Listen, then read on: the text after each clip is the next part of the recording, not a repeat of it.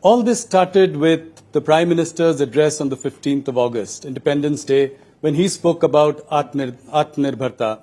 He framed it in the context of Swadeshi, he framed it in the context of quality drive, and he also, so that is where it all started, and it has led to this. He gave a hint to us on that day that big reforms are coming. So here it is, your first reactions on this GST rationalization.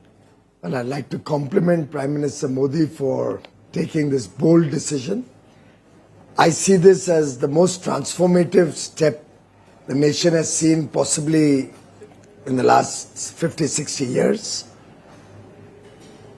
This is a journey that Prime Minister Narendra Modi started right in 2014. Back then, he spoke about making in India. He was conscious that ultimately we will have to become self-reliant. Atmanirbhar banna padega. He promoted Digital India, he promoted Startup India. Swachhata was at the core of his working. Yes. He started the concept of trusting the people of India. Remember, one of the first decisions was you don't need to notarize a document.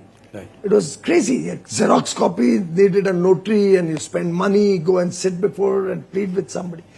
For him, ease of doing business is the pathway to a developed economy, and ease of living is a commitment to the people of India to ensure wider prosperity and inclusive growth. And these decisions yesterday have happened over a sustained 11-year journey of taking a broken, fragile 5 economy to become the top 5 economy of the world, soon to become the 3rd largest by 2027.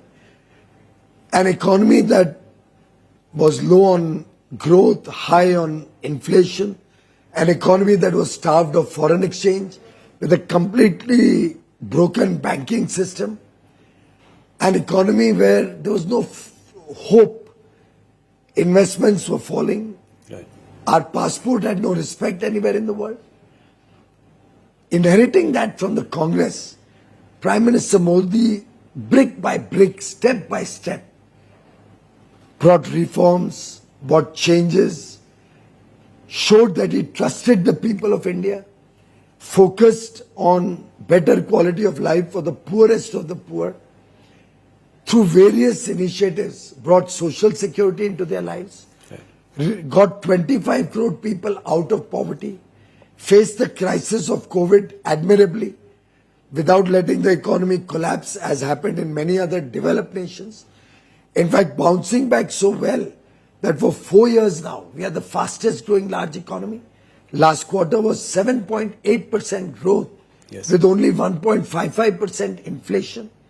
Who could have imagined, if you look back at 2014, Rahulji, Yes. that in a decade, this country will transform so rapidly, Right. so beautifully, and a foundation will be created on which a $4 trillion economy aims to become a $30 trillion economy by 2047. That, I think, is Prime Minister Narendra Modi's very astute handling of the economy, and these transformative steps that he had alluded to in his 15th August address, of course, is a labor of love. It's happened over many months of hard work. Yes. The Finance Ministry, Nirmala ji, the groups of ministers from the states, Absolutely. the groups of secretaries, all working, recognizing that now compensation cess will no more be required.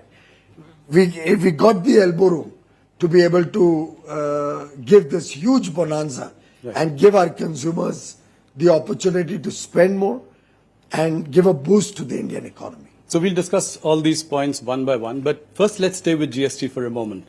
How do you think there was also, income tax cuts, for the bonanza for the middle class in the last budget, followed by now rationalization of GST, a long-standing demand. Like you said, it's taken months of, work on it. Are you sure that this is, how confident are you that this is going to spur demand, spur consumption, and also eventually investment? It's very logical, Rahulji. Take, for example, the reduction in cement from 28% to 18%. Yes. it suddenly brings down the cost of real estate and building a home. Prime Minister Modi has already provided a free home to 4 crore brothers and sisters, families in the country, another 2 crores more in the coming 4 years, 4-5 years.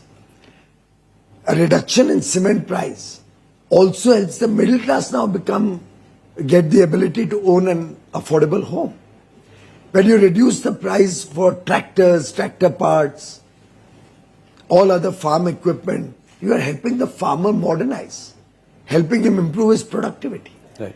When you make the two-wheeler cheaper or a small car cheaper of 1200 cc, the aspirational middle class, the young man and woman who wants to have a two-wheeler, gets encouraged and is able to afford to buy a two-wheeler, with interest rates also simultaneously coming down, yes, thanks to low inflation and loans becoming cheaper and easily available, right, in a strong banking system that we have today, not what we had in 2014. When the housewife goes out into the market, almost every product of daily use, all food products, all processed goods, foods, all material that is required for her kitchen, foodstuffs, utensils, everything will see a transformational reduction in prices. And industry has committed to us that they will make sure that the full benefit is net of input taxes is passed on to the consumers. So consumers are in for significant gain, and I'm very, very confident. And how are you sure of that? How will you ensure that the industry There has are passed? enough tools. There have been cases of profiteering in the past. So. Few and far between. Otherwise, our experience is you can trust industry. Okay. Prime Minister Modi's biggest strength has been that he has trusted industry and they've never let him down. Similarly, the people of India have trusted Prime Minister Narendra Modi and we have never let them down. So I think it's a two-way trust. Industry has, across the country, every sector, assured the government that they will be with the government. They recognize lower taxes, lower prices will give buoyancy to demand, and higher demand leads to higher taxes, and ultimately higher demand also promotes more investment because the demand leads to more manufacturing in India.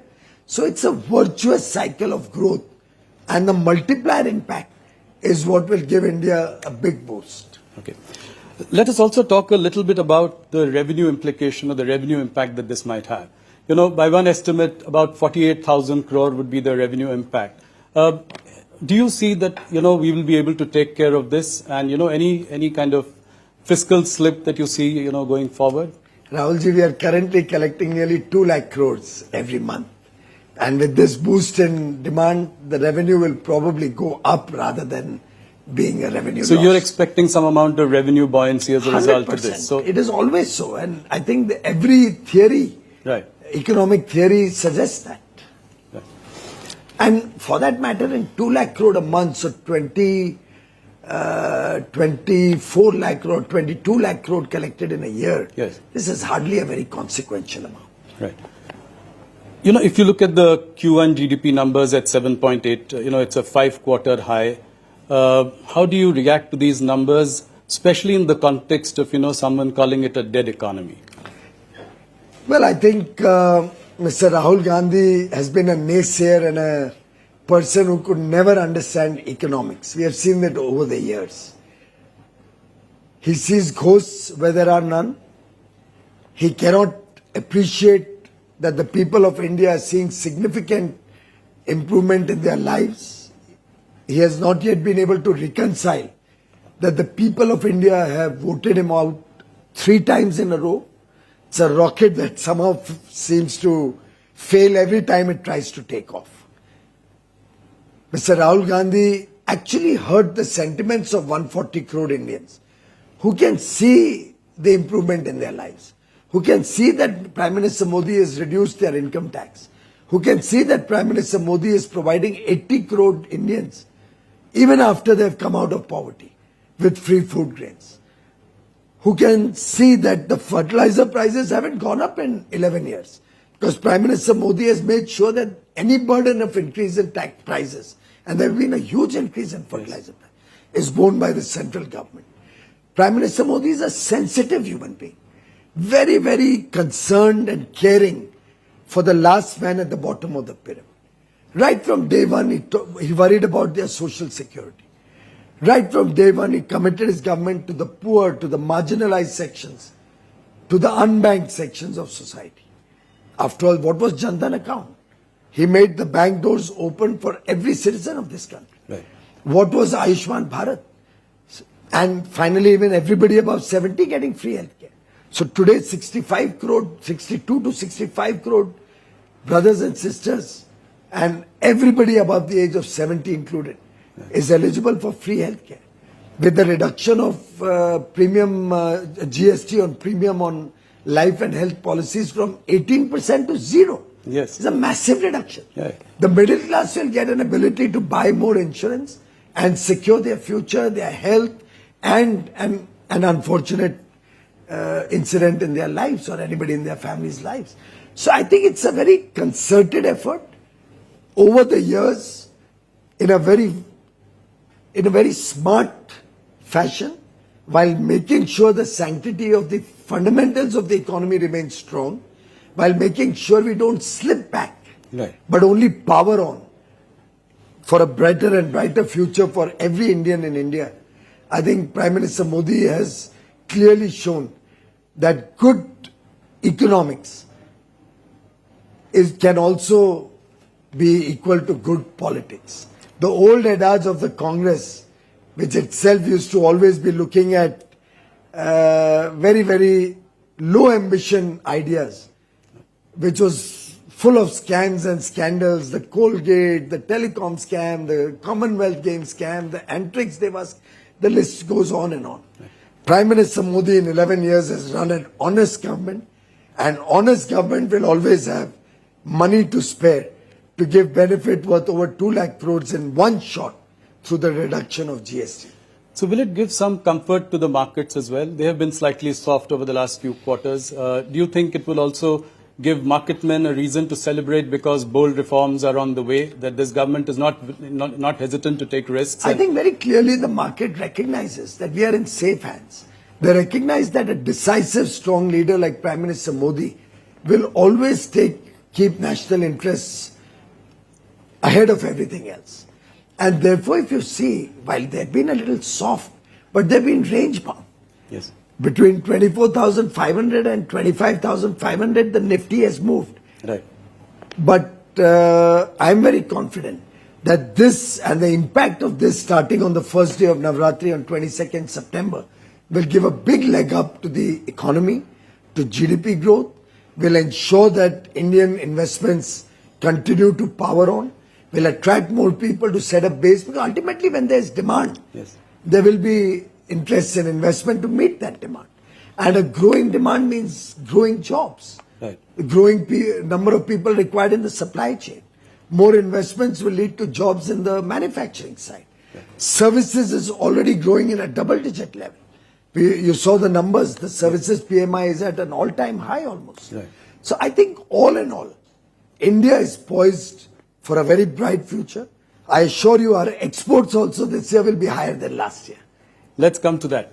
So I think, let me rewind a little bit and, come to what you've been dealing with, and you've been at the center of all of it. Till about July 6th or 7th, things seem to be going fine with in our negotiations with the US.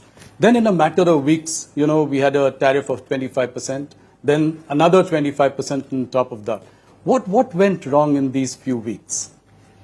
Well, I think the US-India relationship is one of the most consequential relationships on the globe today.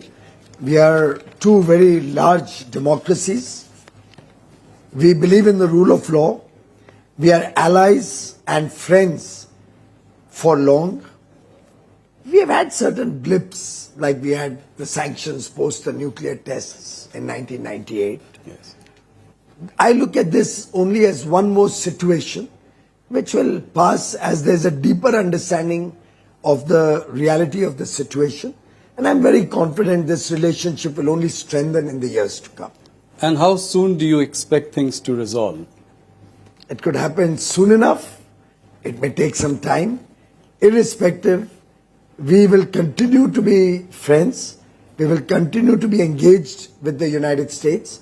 And I'm sure we will continue to have greater economic relationships, defense relationships, greater interest in a safe, fair and secure Indo-Pacific. In some sense, it's a very multi-dimensional relationship where we contribute to each other's economies in different dimensions and will continue to do so. It's comforting to hear these words from you. And we also picked up that you said somewhere that things could happen as soon as November. Is that a correct? Well, if you recall when Prime Minister Modi and Honorable President Donald Trump met in February, they had tasked the two teams to conclude the first tranche of a bilateral trade agreement by fall of 25, which is about November 2025. And I'm sure we will continue to be engaged to try and find solutions to reach that outcome. If at all it's give and take a few days, a few weeks, a few months, in a nation's history, such small periods will not define long-term objectives and goals. I think what surprised and even shocked some people was the erratic and incendiary language that was used by some of the officials of the Trump administration, calling it Modi's war or, a laundromat of Kremlin. I mean, how do you react to this? I mean, are conciliatory noises coming from the other side now? I think there could be either some misunderstandings or some personal opinions that may be reflected in that. I do not think that deters the US and India from continuing to maintain our strategic alliance and partnership. Our friendship we made by a few people. China in the beginning had retaliated with retaliatory tariffs. Would India do anything like that? Well, India is a patient country and I believe we should give it every effort to come to a better, deeper understanding within the framework of international trading laws.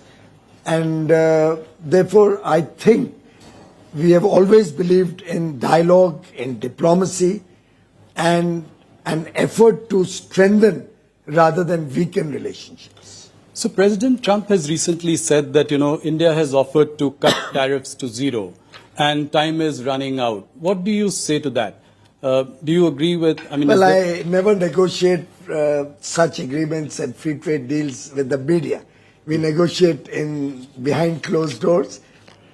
And once the negotiations are complete, we'll certainly come back to you. Okay.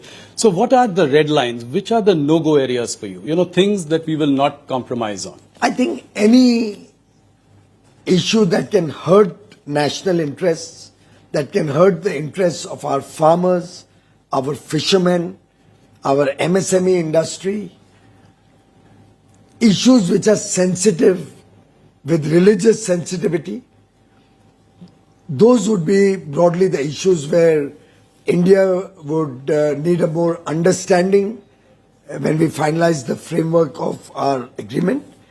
And we will never compromise on the interests of our farmers, our fishermen, our MSMEs, or our religious sensitivities. Okay, thank you. A US court has recently ruled that President Trump has no authority to impose tariffs, including on India. How would that impact our talks going forward? Those are internal processes, legal processes in the US, and will be sorted out by the US government. We have no role to play in that. But ours is an effort to reach a far more sustaining and long-term, fair, equitable and mutually beneficial agreement and partnership, and we continue to be focused on that. Okay. Piyush, let's move to some of your priority areas. Take us through your thinking, some of the things that you are doing. For instance, the Jan Vishwas bill. Can you throw some light on that? What is priority for you and the government at the moment? Rahulji, the Honorable Prime Minister from day one has been focused on making the life of businesses and common people simpler and easier. If you recall, a simple thing like notarizing a Xerox copy. He removed the need to go to a notary and get a stamp and a signature and pay him 25 rupees to get that certificate. I don't know what that achieved. Prime Minister Modi just did away with it. He said, I trust my people. If they're signing that this is a true copy of the original, I trust them. If you recall, there have been so many scandals and people have been in jail for scandals around government jobs. Yes. In Prime Minister Modi's regime, no such scandals because he simplified and made the whole process totally transparent.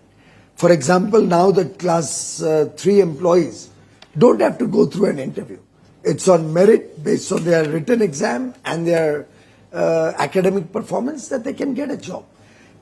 The whole nation today has the confidence that when they or those who desire to have a government job or a job in the railways or a PSU will not be discriminated against. Nobody has to use influence or any rent seeking to get a job. This honesty in government has helped us earn the trust of the people, and Prime Minister Modi has always trusted industry, business, entrepreneurs, the youth, the people of India, the citizens of India. And therefore, throughout his tenure, he has tried to decriminalize laws. For small misdemeanors, you don't need to go to jail.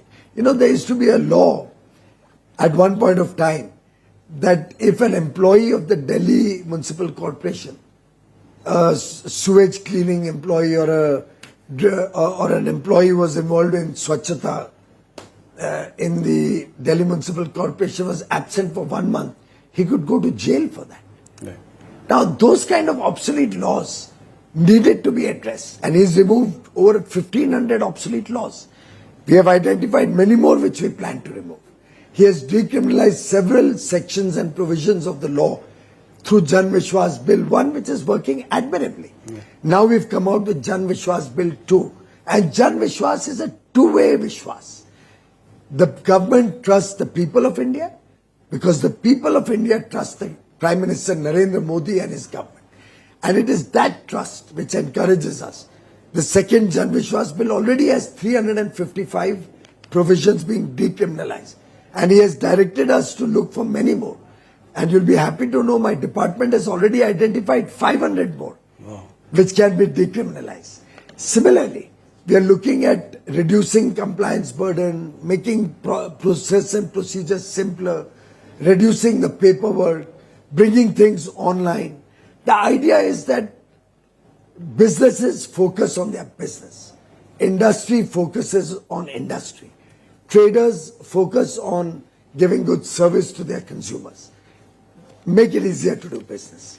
Similarly, make the life of the common citizen easier, happier, more self-satisfying, more contained. And I think ease of living is at the core also of the GST reforms. Absolutely. I think compliance is, and it is at the core of this. One more thing about, what is your message to the exporters? The real pain in the short term is being felt by them.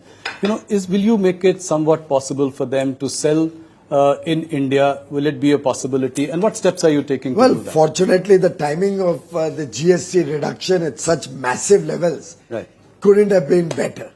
This will give a big impetus to domestic demand, which will help some of the exporters who may lose a part of their business. Will you make it easier for them to do so because they can't? No, we are even trying to make connects. So, for example, when I recognize that garment industry could face some stress, I called up the Tatas who run the whole Zudio and the West Side. And I'm going to be talking to all other high street malls or retail large-scale outlets to see if they can help these garment exporters by buying their produce and making it available at affordable prices. So high quality at affordable prices, now at reduced GST rates, will make it a great story to run. So you will remove the restrictions on them to sort of... Absolutely. We are trying to make it easier that they can supply in the domestic market. It's a part of one of the reforms we are working on. Similarly, I'm in dialogue with 50 countries. Our missions are working in 50 countries, which we have identified through data analytics and artificial intelligence on the data of import and export of all other nations, to identify where our products, which will need a market, can be offered, and in lieu of that, what we can buy from those countries who may also be stressed similarly. Yes. So for example, the UAE minister and I, over our meetings on Friday, Saturday last week, identified people, identified areas. He already connected us with his people there who can help our textile sector get an entry into the Gulf and into all of Africa. He sent me connects with the seafood industry there. I'm mounting a delegation to visit UAE to connect with those people. 18th, 19th, we have the high-level task force on investments dialogue in UAE, where I'll be taking a large business delegation, identified sectors where we can support our exporters to get new markets. We'll be looking at fast-tracking our free trade agreements with other regions. We are doing a second tranche with Australia. We'll soon announce closure of Oman. New Zealand will also close by the end of the year. My Commerce Secretary was in Brussels last 2 days. Their teams are down on Monday for the next round of negotiations. The Trade Commissioner of European Union, Maros Sherkovic, will be in India on the 11th and will be spending 3 days together to speed up and conclude the European Union FTA. So I have the 4-nation FTA, EFTA, Switzerland, Iceland, Norway and Liechtenstein, which comes into effect as near as 1st of October. I see. As soon as Navratri gets over, or on the last day of Navratri, we'll have the EFTA agreement come into force. UK has been executed. Oman will be announced. Chile, Peru, Eurasia terms of reference are finalized. By 4th or 5th of October or 6th of October, I am in Qatar to finalize terms of reference with Qatar. The Prime Minister of Singapore is in India today. Yes, I believe you had lunch with him. We had lunch and we had extensive discussions with their teams to see what we can do. And they've already committed to take in more chicken and eggs and poultry. Okay. I talked to them about seafood and they said, we love the taste of Indian fish and Indian shrimp. Oh. So I've told them my High Commissioner who returns tomorrow to put together a group of seafood importers, and I'll mount a delegation to Singapore very soon. Similarly, Latin America, huge potential for our exporters. So sky is the limit. This will help us expand. And as I said earlier, exports this year will be higher than last year. How do you say that? You know, the various estimates that exports are $90 billion and they'd probably come down to $50 billion. We, in fact, informally chatted about it. So how much have we achieved so far, and then what is the target? You know, sometimes I wonder at all these so-called experts and economists, friends from the media, coming up with such calculations, which I would say would have otherwise been ridiculed as elementary mistakes. You know, that famous elementary, yes, my dear Watson. Yes. This is that moment. We've already had 5 years figures in our hand, right, from April to August. Right. Even to the United States, our exports have already crossed $40 or $43 billion. Already crossed. Okay. Which was 86 last year. And we still have 7 months to go. The reciprocal tariffs are not across the board. Right. They're on about 55 or 60% of the, yes, exports. Similarly, newer trading arrangements are coming into play. Newer markets are opening up. The actions on tariff are on many other countries. So which opens up opportunity for many other countries to provide us some goods that we may require in return for taking from us the goods that they require. Right. So that is what I alluded to, that, yes, we are looking at 50 nations and where we have trade complementarity. So services exports continues to grow across the world. The US is a very small share of our services exports. So I think we are in a sweet spot. Tourism is growing. Yeah. International tourists are coming in large numbers. I'm very confident that our exports this year will be more than last year. You make a very big point here. Any impact on GDP, Piyush? By various estimates, people are again saying 10 basis points to about 100 basis points could be the impact on GDP. Well, anybody who said 100 basis points, I think you should really Yeah, there are any bring him number of onto your reports. show and ask him to justify But that. do you think there is India is predominantly a domestic economy. Right. Our exports as a part of our overall GDP are still relatively small. Right. And our imports are much larger than our exports. Yes. So net, actually imports are deflating the Indian GDP growth.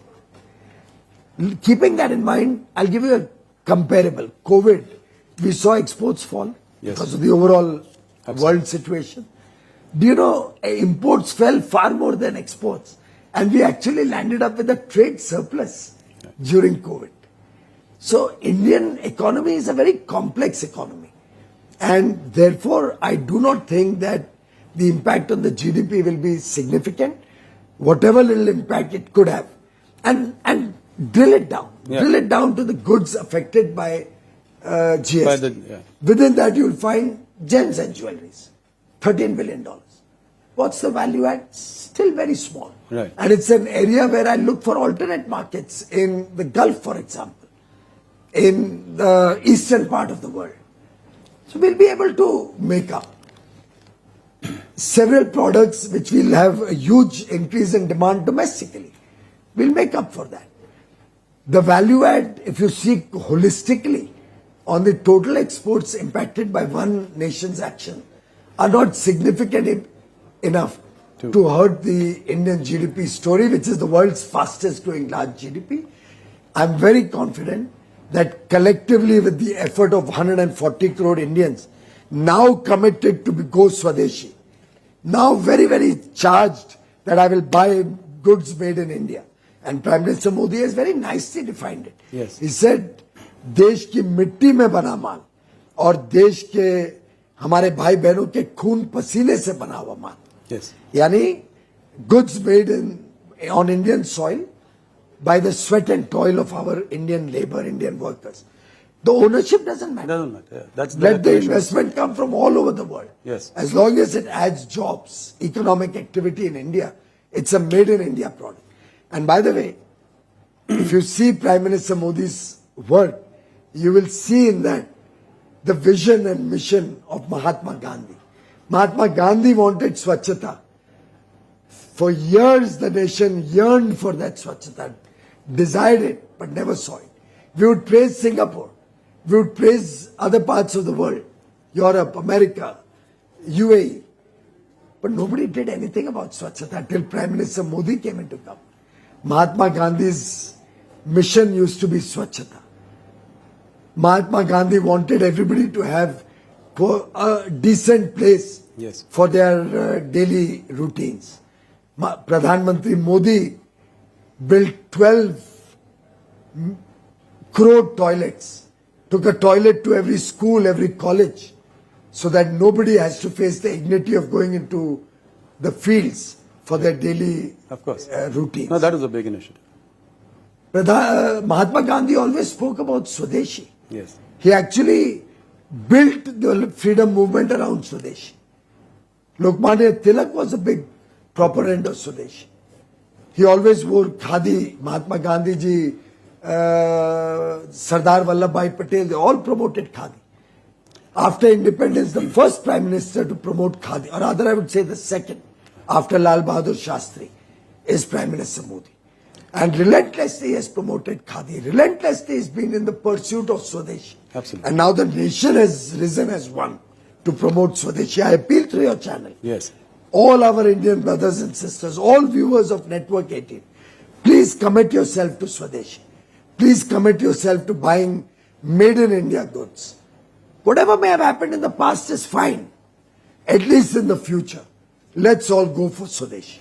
That's a very passionate call for that. Just a couple of more questions. One around our newfound friend, China. So Prime Minister Modi in Japan said that, China and India have to come together for a new global economic order. Can we trust China? Well, I think we've always had good relations over many years with China. Prime Minister Modi has visited China earlier. President Xi Jinping has come to India. Unfortunately, the incidents post Galwan had brought a little bit of ice to the relationship and created a hiatus. Now that we have been largely able to resolve the issues of disagreement with China, I think it was very natural that we should also reset our ties, take them to the pre-Galwan level.